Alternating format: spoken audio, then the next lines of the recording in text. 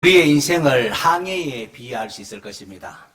때로는 잔잔할 때가 있는가 하면은 때로는 바닷물이 요동하는 듯한 우리의 삶에 폭풍이 몰려올 때 같은 그런 때도 있습니다. 그래서 우리는 살아가면서 지금은 평안하지만은 이 평안함이 언제 깨어질까 이런 생각을 하곤 합니다. 오늘 본문을 볼 때에 우리의 인생을 어찌 그리 잘 표현하는지 이런 생각이 들었습니다. 풍랑은 밀어닥치고 예수님은 주무시는 것 같은 그런 경험을 여러분 해보셨습니까? 하루는 예수님께서 제자들에게 호수 저편으로 건너가자라고 하셨습니다.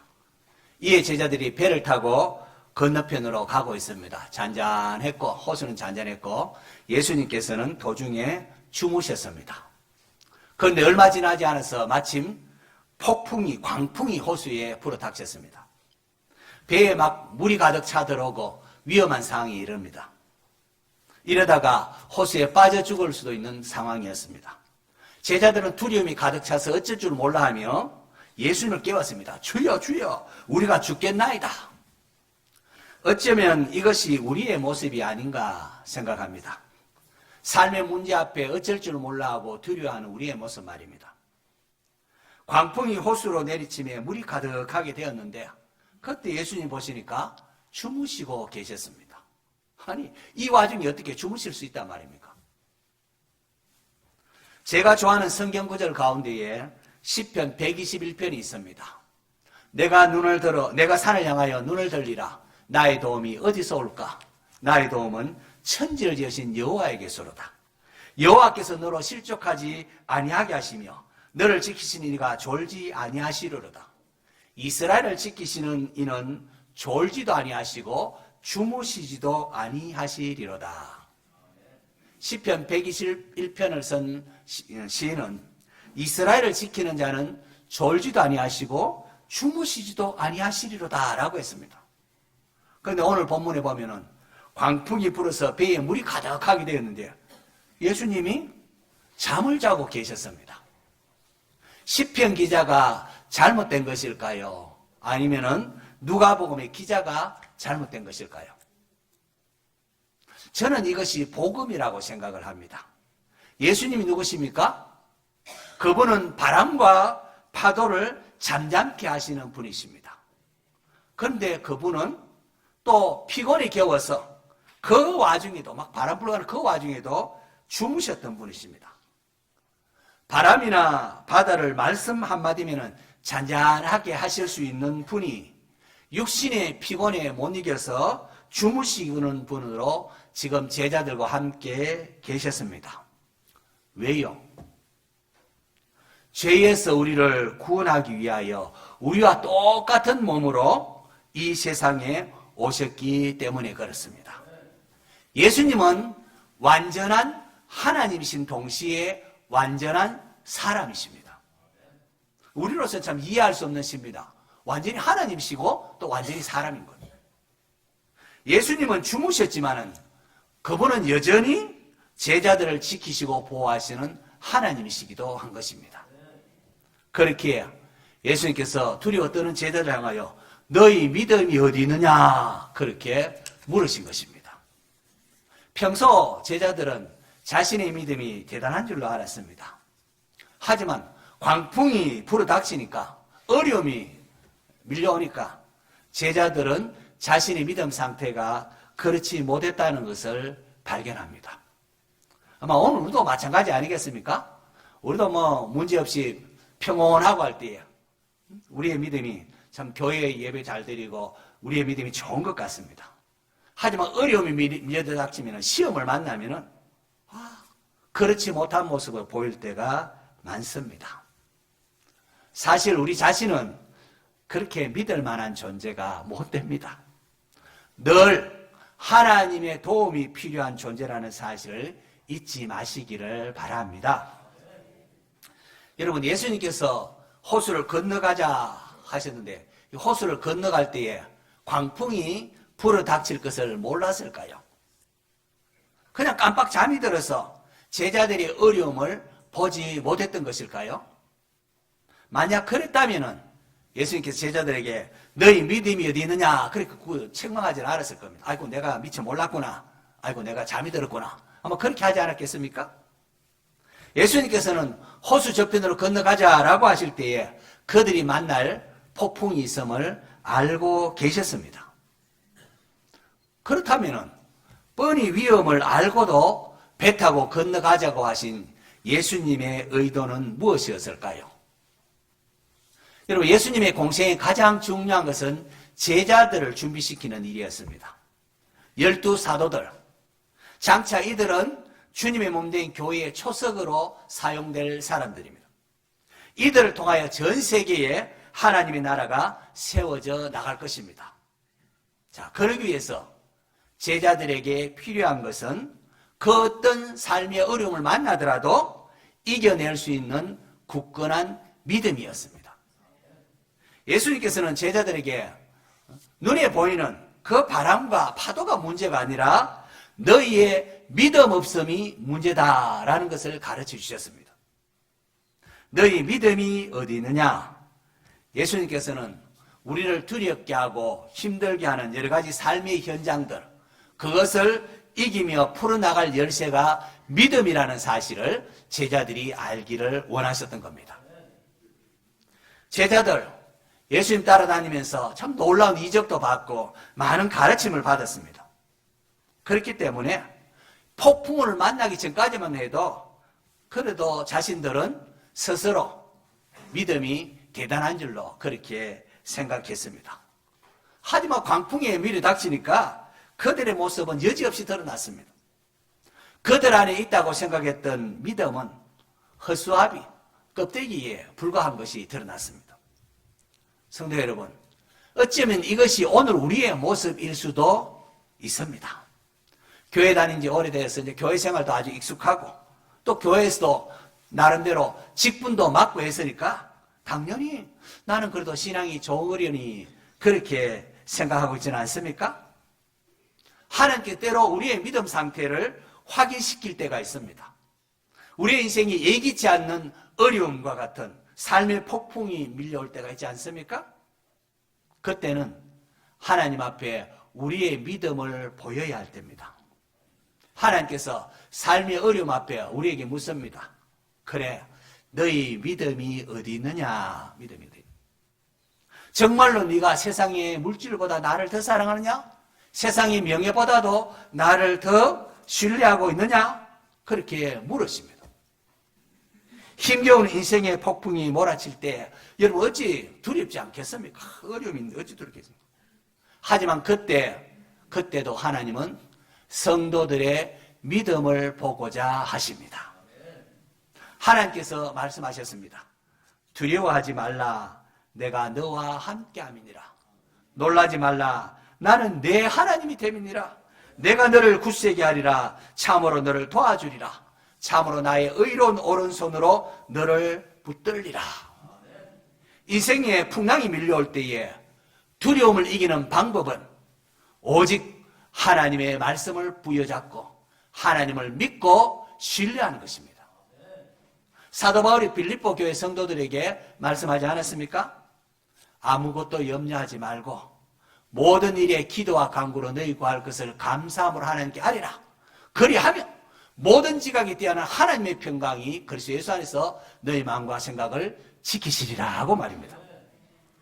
그 어떤 상황 속에서도 전능하신 하나님께서 우리와 함께 한다는 사실을 믿고 감사함으로 하나님께 아뢰는 성도 되시기를 바랍니다. 이제 광풍 이는 호수가 주님의 말씀을 인하여 잔잔해졌습니다. 그리고 도착한 곳이 그라사인의 땅입니다. 바로 예수님께서 호수 건너편으로 건너가자라고 하셨는데 왜 예수님께서 호수 건너편으로 바로 이곳으로 오게 하셨는지 이제 살펴볼 차례입니다. 예수님께서 왜 호수 건너편으로 가자고 했습니까? 그곳에 누군가가 있었습니다. 그 도시 사람으로서 귀신 들린 자 하나를 예수님이 만나십니다. 오랫동안 옷도 입지 아니하고 집에도 거하지 아니하고 어디 있는가? 무덤 사이에 돌아다니면서 거하는 불쌍한 한 영혼이 그곳에 방치되어 있었던 겁니다. 예수님께서는 귀신 들린 이 불쌍하게 살아가는 이 미친 사람, 이 한 사람의 광인을 만나서 그에게서 귀신을 쫓아내고 그를 구원하기 위하여 제자들에게 호수 건너편으로 건너가자라고 하신 겁니다. 무덤가에서 비참하게 살아가는 그라사인의 광인을 통하여 마귀에 매여서 종노릇하고 있는 우리 인류의 비참함을 볼 수 있어야 합니다. 예수님께서 왜 영광의 하늘 보좌를 버리시고 이 땅에 오셨습니까? 그것은 마귀에 매여서 종노릇하고 있는 저와 여러분을 구원하기 위함이었습니다. 할렐루야. 하나님의 형상이 훼손되어 버리고 광인처럼 살아가는 우리를 구원하기 위하여 우리 예수님께서, 하나님의 독생자이신 주님께서 하늘 보좌를 버리고 이 땅에 사람이 되어 오신 것입니다. 배를 타자마자 너무 피곤해서, 육신적으로 피곤해서 주무실 만큼 그렇게 육신적으로 피곤하셨건만 이 불쌍한 광인을 구원하기 위하여 호수 건너편으로 찾아오신 예수님이십니다. 호수에 광풍이 불 것을, 이 어려움이 있을 것을 아시면서도 한 영혼을 향한 사랑의 발걸음을 보여주신 예수님이십니다. 바람과 파도를 잠잠케 하는 이 놀라운 이적을 목격하는 것, 그것이 예수님께서 제자들에게 가르치고자 했던 궁극적인 목적은 아니었습니다. 이거 얼마나 놀랍습니까? 하나님이 예수님이 바람과 파도들을 꾸짖으니까 잠잠히 하는구나. 자연도 순종하라. 얼마나 놀라운 이적입니까? 하지만 그것이 제자들에게 가르치고자 했던 궁극적인 목적은 아니었습니다. 우리의 삶에 바람과 파도가 잠잠해지는 것, 그 자체가 우리의 삶의 목적이 되어서는 안 됩니다, 여러분. 귀신에 매여서 종노릇하는 그 사람을 풀어서 자유하게 하는 것, 하나님의 구원 역사, 바로 주님은 이것을 위하여 호수 건너편으로 오셨다는 겁니다. 성도 여러분, 우리가 살아갈 때 힘든 여러 가지 광풍들 만나지 않습니까? 그 광풍이 사라진 것으로만 만족하면 안 됩니다. 내 삶에 평안한 거, 병이 낫고 또 이렇게 자녀들 또 입학시험에 또 합격하고 또 삶에 뭐 경제적 어려움이 풀리고 이제 편하다. 거기에 안주하지 마시기를 바랍니다. 광풍을 넘어서, 이런 삶의 어려움을 넘어서 우리가 가야 할 곳이 있습니다. 그것은 바로 영혼을 구원하는 것입니다. 예수님께서 바로 이것을 위하여 제자들에게 어려움이 있음을 알음에도 불구하고 호수 저편으로 건너가자라고 하셨다는 겁니다. 광풍이 잠잠케 되는 이런 것을 보면서 제자들은 도대체 이 예수님, 이분이 누구시기에 바람과 물을 명령한 적 그것도 순종하는가라고 했습니다. 이분이 누구시기에, 예수님이 누구신가, 바로 이것이 복음서의 가장 큰 주제입니다. 그런데 여러분, 이 예수님이 누구신가, 이게 복음서의 가장 큰 주제인데 그 대답이 오늘 본문이 어디서 터져 나옵니까?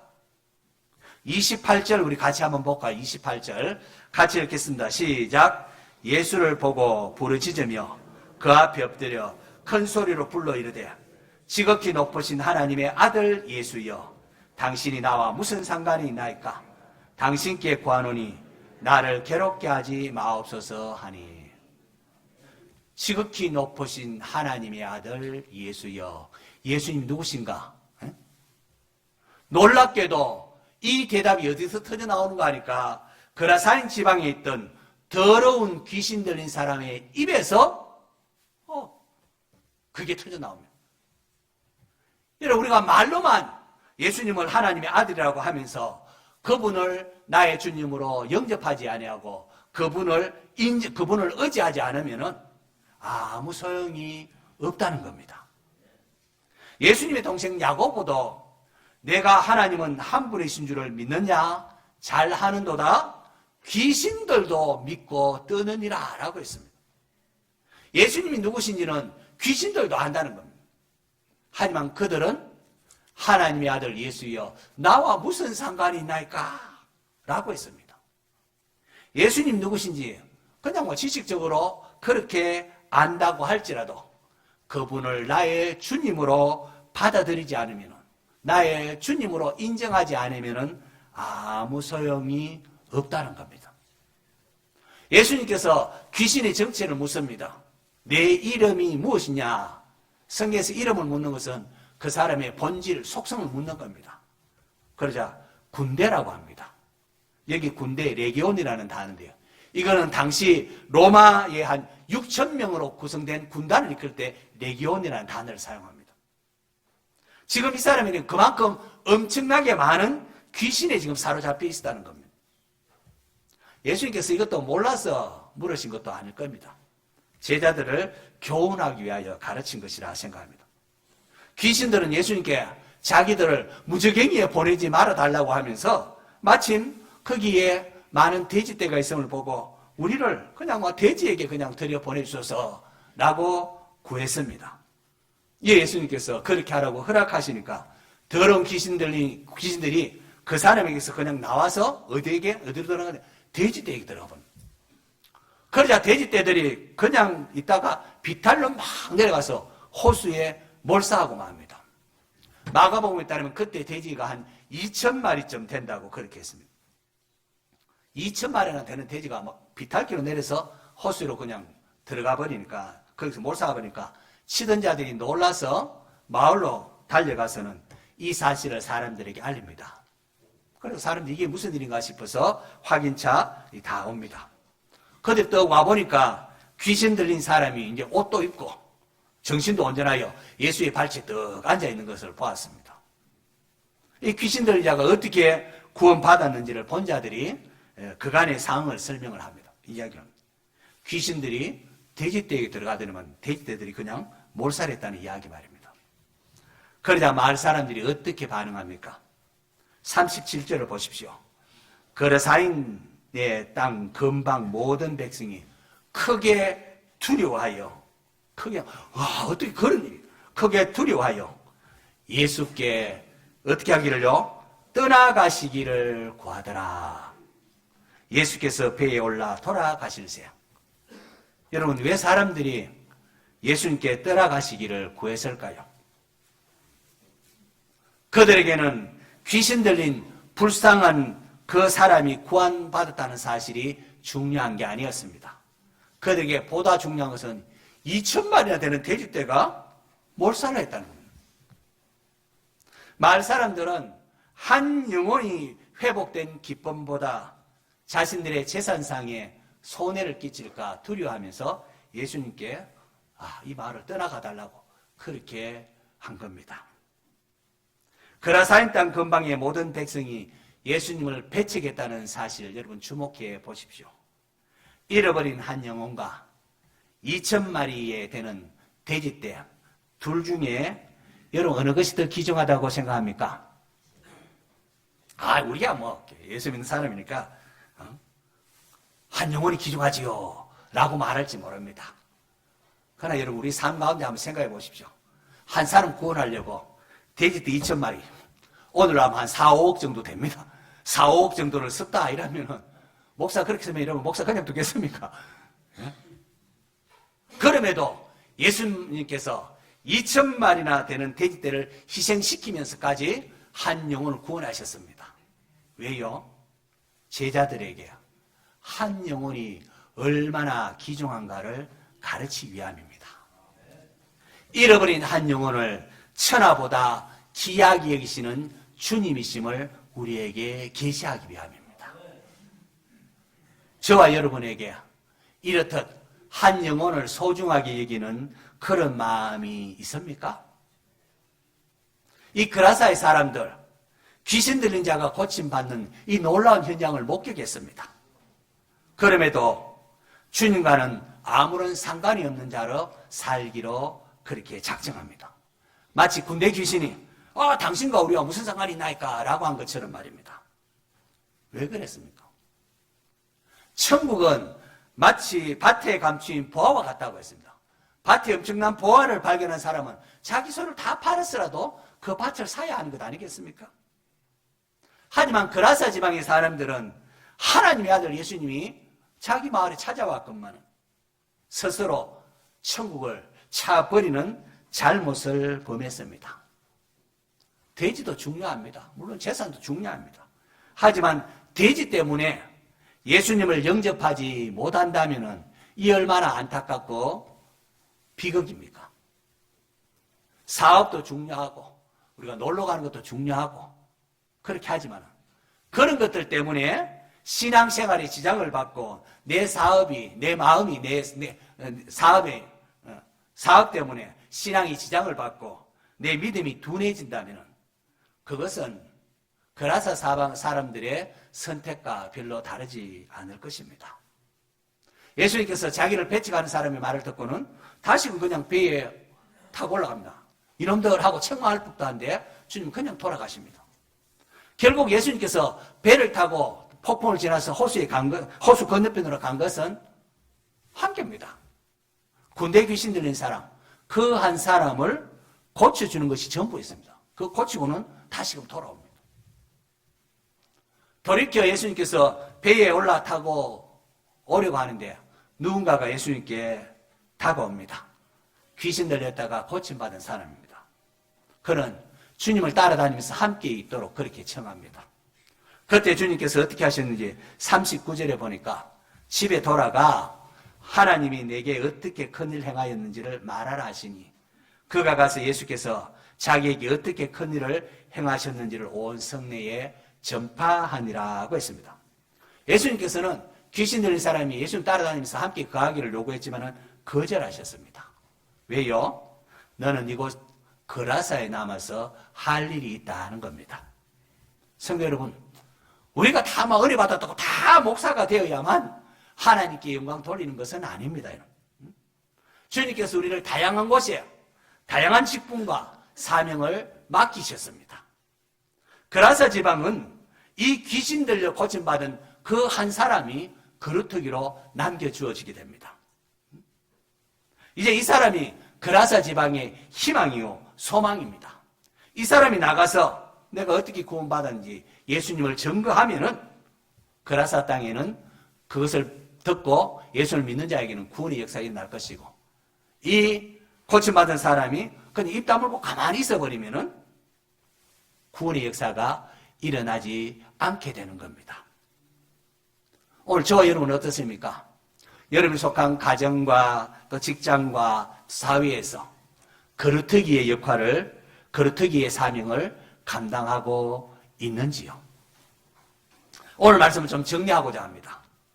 때로 우리 앞에 광풍이 불 때, 어려운 일 닥칠 때에 너희 믿음이 어디 있느냐 물으셨던 예수님의 물음을 여러분이 기억하시기를 바랍니다. 아무리 우리의 삶이 어려움이 있고 광풍이 불어닥쳐도 전능하신 하나님께서 우리의 피난처요 힘이시라는 사실을 잊지 마시기를 바랍니다. 그리고 광풍이 잠잠해지는 그것만을 내 삶의 목적이 되게 해서는 안 됩니다. 그냥 병이 낫고 사업이 잘 되고 자녀들이 평안한 것으로 그냥 만족하지 말아야 합니다. 천하보다 귀한 한 영혼을 구하라고 호수 저편으로 건너가자 하신 주님의 명령이 오늘 저와 여러분에게도 있다는 사실입니다.